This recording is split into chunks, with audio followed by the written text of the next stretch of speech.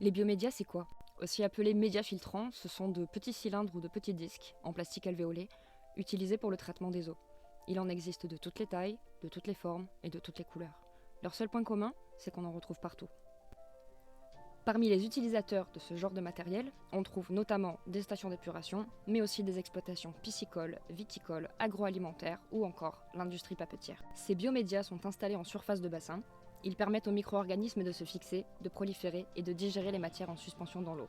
En clair, leur taf, c'est filtrer les eaux usées. C'est donc, basiquement, un outil anti-pollution.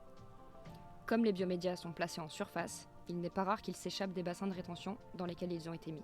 Les facteurs sont multiples.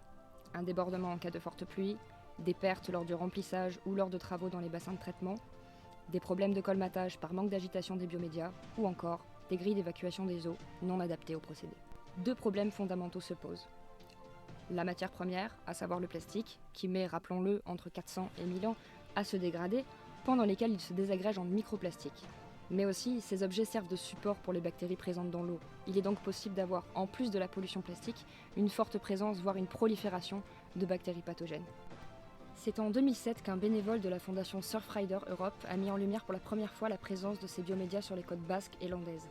Depuis, ce sont des millions de ces biomédias qui ont été retrouvés partout. Rien que sur le littoral corse, c'est plus de 100 000 biomédias qui ont été ramassés. Des solutions peu coûteuses existent.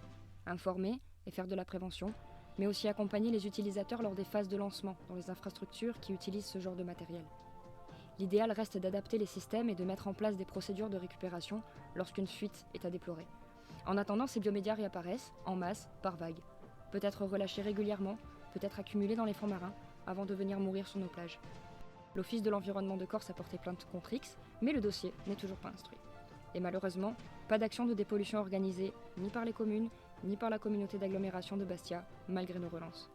Pas de panneaux annonçant de ne pas les toucher, ils sont pourtant susceptibles de porter des bactéries pathogènes. La population en a ras-le-bol, et nous informe régulièrement. L'État doit agir. Il doit être garant de la salubrité publique et environnementale, conformément à l'instruction du gouvernement du 2 janvier 2024, relative à la stratégie des contrôles en matière de police de l'eau et de la nature. Mais pas que. Les mairies, les communautés de communes, les régions doivent monopoliser leurs services au bénéfice de la protection de l'environnement. Nous n'avons qu'une seule planète, nous devons en prendre soin.